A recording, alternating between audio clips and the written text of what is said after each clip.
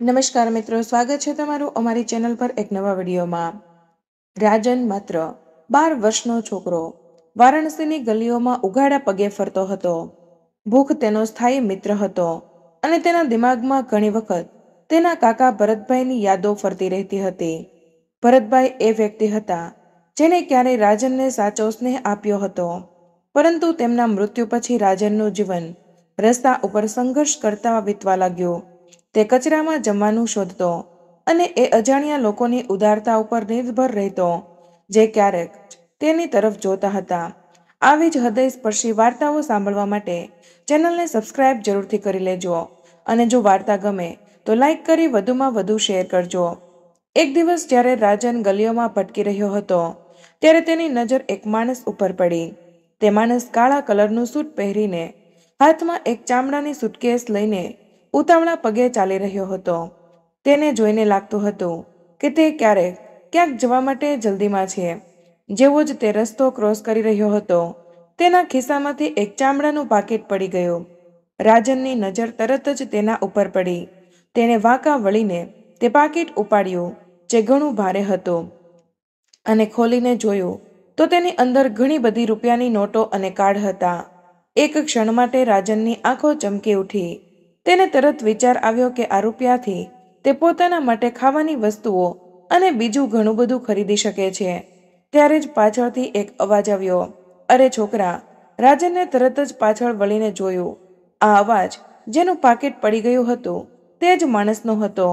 તે વ્યક્તિ જેનું નામ અરવિંદભાઈ હતું હવે તેની સામે ઊભા રહીને તેને ધ્યાનથી જોઈ રહ્યા હતા। આ તમારું છે? રાજને ધ્રુજતા હાથથી પાકીટ તેમની તરફ આગળ વધાર્યું। અરવિંદભાઈએ થોડીવાર માટે કંઈ કહ્યું નહીં। તેમની આંખોમાં આશ્ચર્યનો ભાવ હતો। હા, આ મારું છે, પરંતુ તું આ પાકીટ લઈને ભાગી શકતો હતો। તે એવું શું કામે ન કર્યું? થોડીવાર ચૂપ રહ્યા પછી રાજને ધીમા સ્વરમાં કહ્યું, મારા કાકા કહેતા હતા કે પ્રામાણિકતા જ આપણી સૌથી મોટી પૂંજી છે, ભલે આપણી પાસે બીજું કંઈ ન હોય। આ વાત સાંભળીને અરવિંદભાઈએ સહેજ સ્માઇલ આપી। તેમની નજર રાજન ઉપર ટકી રહી, જાણે તેની દરેક હરકત વાંચવાની કોશિશ કરી રહ્યા હોય। પછી તેમણે પાકીટ લીધું અને કંઈક વિચારીને રાજનને કહ્યું, મારી સાથે આવ, આપણે ચાલતા ચાલતા વાત કરીશું અને કંઈક ખાઈ પણ લઈશું। રાજન સહેજ અચકાતા તેની પાછળ ચાલી નીકળ્યો। અરવિંદભાઈ તેને એક નાનકડા લંચ કેફેમાં લઈ ગયા। આ કદાચ મહિનાનો પછી પહેલી વખત હશે કે રાજન પેટ ભરીને જમ્યો। ખાતા ખાતા અરવિંદભાઈએ રાજનને તેની કહાની પૂછી। તું અહીં એકલો શું કામે ફરી રહ્યો છે? તારો પરિવાર ક્યાં છે? રાજને એક ઊંડો શ્વાસ લીધો અને પોતાની આપવીતી સંભળાવવાની શરૂ કરી। તેણે પોતાની માં ગીતા વિશે કહ્યું, જે નાનપણમાં જ તેને મૂકીને જતી રહી હતી। તેણે પોતાના કાકા ભરતભાઈ સાથે વિતાવેલા સોનેરી પળો વિશે વાત કરી, જ્યારે તેને લાગતું હતું કે તે દુનિયાનો સૌથી સુરક્ષિત માણસ છે, પરંતુ તેના કાકાના મૃત્યુ પછી તે રસ્તા પર આવી ગયો। તેનું જીવન ફક્ત આગળના ભોજનની શોધમાં જ પસાર થતું હતું। અરવિંદભાઈ ખૂબ જ ધ્યાનથી રાજનની વાતો સાંભળી રહ્યા હતા। તેમની નજરો રાજનના દરેક હાવભાવ અને તેમના અવાજમાં થતા ઉતાર ચઢાવને પરખવાની કોશિશ કરી રહી હતી। કંઈક હતું જે તેમને આ છોકરા તરફ ખેંચી રહ્યું હતું। અરવિંદભાઈએ તેને કહ્યું, તારી અંદર હિંમત છે અને પ્રામાણિકતા પણ। આજના જમાનામાં આ વસ્તુઓ માણસમાં બહુ જ ઓછી જોવા મળે છે। ખબર નહીં કેમ, પરંતુ મને એવું લાગી રહ્યું છે કે આપણી આ મુલાકાત એમ જ નથી થઈ। રાજને અરવિંદભાઈ તરફ જોયું। તેની આંખોમાં એક સવાલ હતો। અરવિંદભાઈએ બીજું કંઈ કહ્યું નહીં, પરંતુ તેમની વાતોમાં એવું કંઈક હતું જેણે રાજનના મનમાં જિજ્ઞાસા જગાડી દીધી। અરવિંદભાઈએ હળવી સ્માઇલ સાથે પોતાની ઘડિયાળ જોઈ અને પછી કહ્યું, ચલ હવે અહીંથી નીકળીએ, આગળ તને કંઈક બીજું પણ બતાવવાનું છે।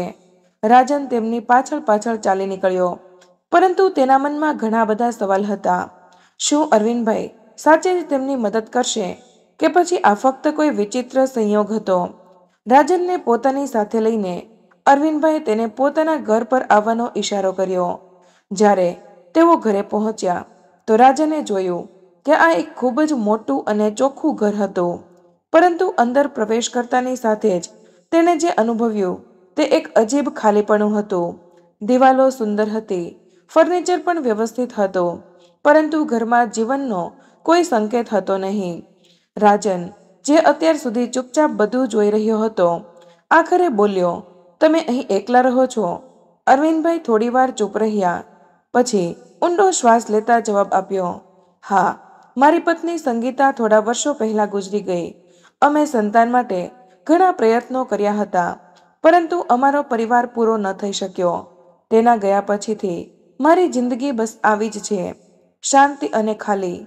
આ સાંભળીને રાજનને અરવિંદભાઈ તરફ જોયું. તેની બાળ સુલભ જિજ્ઞાસા હવે સહાનુભૂતિમાં ફેરવાઈ ગઈ હતી.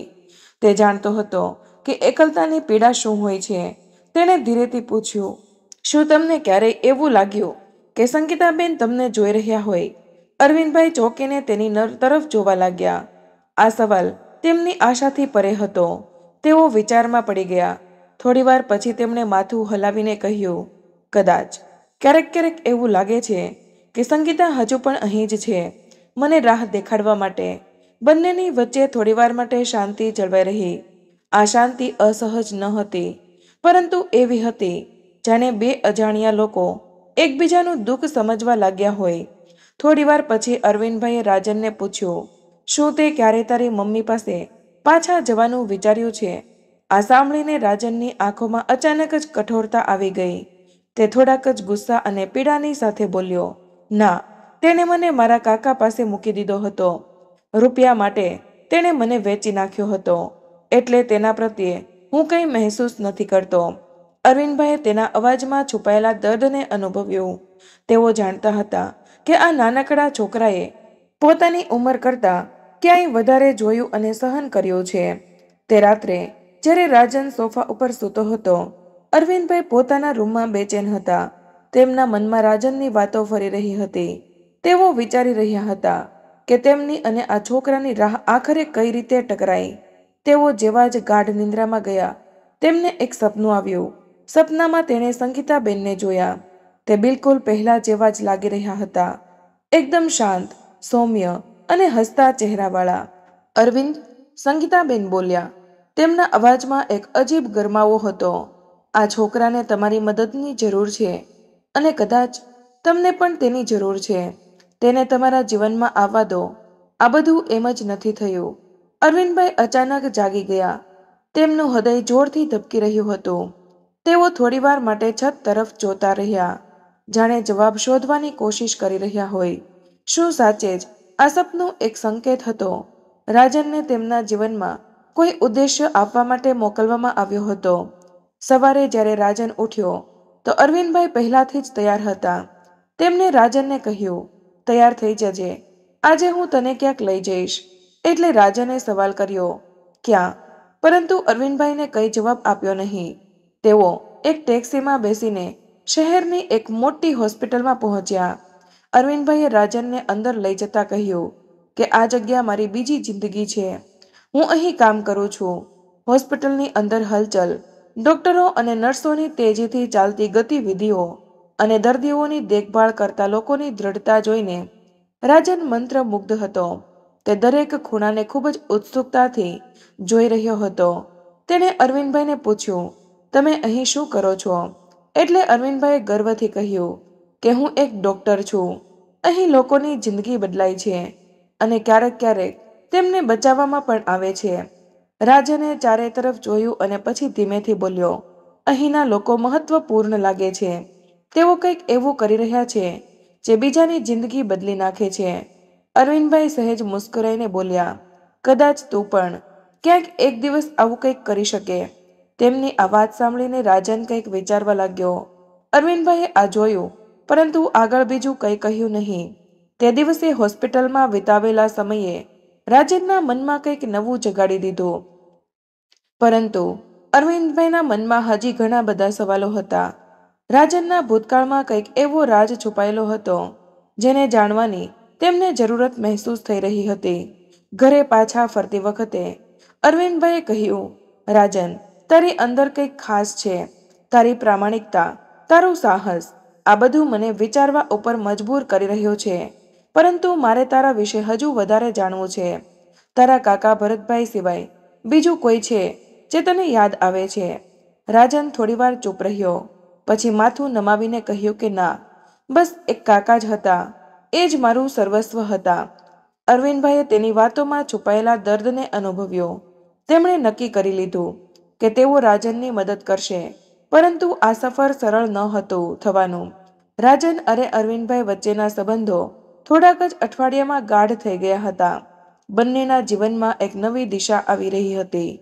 અરવિંદભાઈએ રાજનને દત્તક લેવાની પ્રક્રિયા શરૂ કરી દીધી. આ પ્રક્રિયા લાંબી અને કઠિન હતી, પરંતુ અરવિંદભાઈના મનમાં એ સ્પષ્ટ હતું કે તેઓ રાજનને પોતાની જિંદગીનો ભાગ બનાવવા માંગે છે. જો કે બધું એટલું સરળ ન હતું. જ્યારે કાનૂની ઔપચારિકતા શરૂ થઈ તો રાજનની જૈવિક માં ગીતાનું નામ સામે આવ્યું. અરવિંદભાઈને મજબૂરીમાં તેમનો સંપર્ક કરવો પડ્યો. જો કે તેઓ પોતે પણ નહોતા ઈચ્છતા કે રાજનની જિંદગીમાં તે મહિલા ફરીવાર આવે. બીજા અઠવાડિયે ગીતા હોસ્પિટલમાં આવી. તેની ઉપસ્થિતિમાં અસહજતા હતી. તેનો ચહેરો ચિંતાથી ભરાયેલો હતો, પરંતુ તેના હોઠ ઉપર નકલી સ્મિત હતું. તેણે રાજનને જોયો અને તેના તરફ આગળ વધી. બેટા, તેને ધ્રુજતા સ્વરમાં કહ્યું કે હું આ દિવસની રાહ જોઈ રહી હતી. મેં વિચાર્યું ન હતું કે ફરી હું તને ક્યારેય જોઈ શકીશ. તેની આ વાત સાંભળીને રાજને ગુસ્સા અને દર્દ ભરેલી આંખોથી તેની સામે જોયું. તેને પોતાનો હાથ ઝટકીને કહ્યું, રાહ જોઈ રહી હતી? તે મને વેચી નાખ્યો હતો, જાણે હું કોઈ સામાન હોય. તને મારી કોઈ ચિંતા ન હતી. રાજનની આ વાત સાંભળીને ગીતાએ થોડીવાર માટે માથું નીચે નમાવી દીધું. તેની આંખોમાં આંસુ આવી ગયા. તે બોલી, હું જાણું છું કે મેં ઘણી ભૂલો કરી છે, પરંતુ મને એક મોકો જોઈએ. હું મારી ભૂલ સુધારવા માંગુ છું. હું તારી પાસે પાછી આવવા માંગુ છું. અરવિંદભાઈ, જે અત્યાર સુધી ચૂપ હતા, તે વચ્ચે બોલી પડ્યા. તેમના અવાજમાં દ્રઢતા હતી. ગીતાબેન, તમે તમારા દીકરાને મૂકી દીધો હતો. તમે પોતાની લાલચ માટે થઈને રાજનને તેના કાકા પાસે મોકલી દીધો. હવે જ્યારે તે પોતાની જિંદગીમાં આગળ વધી રહ્યો છે, તો તમે શું કામે તેની પાસે ફરીવાર આવવા માંગો છો? એટલે ગીતાએ કહ્યું, મેં ખોટું કર્યું હતું, પરંતુ તે સમયે મારી પાસે કોઈ બીજો રસ્તો ન હતો. હું ડરી ગઈ હતી. મને નહોતું સમજાતું કે હું શું કરવું જોઈએ, પરંતુ હવે હું બદલાઈ ગઈ છું. અરવિંદભાઈએ તેની આંખોમાં જોઈને કહ્યું, તમે બદલાઈ ગયા છો કે નહીં તે હવે કંઈ મહત્વ નથી રાખતું. હવે સવાલ એ છે કે શું રાજન પોતાની જિંદગીમાં તમને પાછા ઈચ્છે છે કે નહીં? રાજને પોતાની મા તરફ જોયું. તેની અંદર ભાવનાઓનું વંટોળ ચાલી રહ્યું હતું. ગુસ્સો, પીડા અને ક્યાંક ને ક્યાંક થોડી એવી દયા. પરંતુ તેણે પોતાની ભાવનાઓને નિયંત્રણમાં રાખતા કહ્યું, માં, હું તને માફ કરું છું, પરંતુ મારી જિંદગીમાં હું ફરીવાર તને નથી ઈચ્છતો. મારી પાસે હવે બધું જ છે જેની મને જરૂરત છે. મારે હવે તારી જરૂર નથી. આ સાંભળીને ગીતાની આંખોમાંથી આંસુ વહી નીકળ્યા. તેણે રાજનને છેલ્લી વખત જોયો અને કંઈ પણ કહ્યા વગર ત્યાંથી જતી રહી. ગીતાના ગયા પછી અરવિંદભાઈએ રાજનને ગળે લગાડી દીધો અને કહ્યું, હું તારા વિશે વિચારતો હતો. તેના કરતાં તું ક્યાંય વધારે મજબૂત છે. તને ખબર છે કે તારા માટે બરાબર શું છે. આ બધું મોટી વાત છે.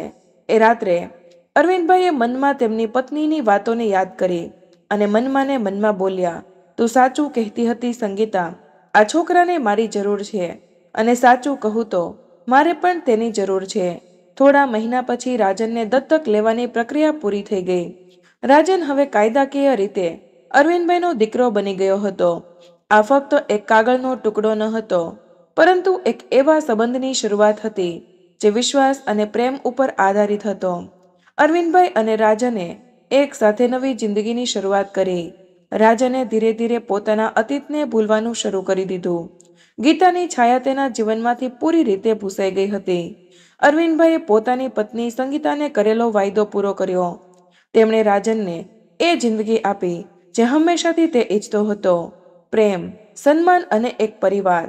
રાજને પણ પોતાની અંદર એક નવી સંભાવનાઓને જન્મ આપ્યો. તેણે હોસ્પિટલના વાતાવરણથી પ્રેરિત થઈને પોતાના જીવનનો ઉદ્દેશ્ય શોધવાનું શરૂ કર્યું.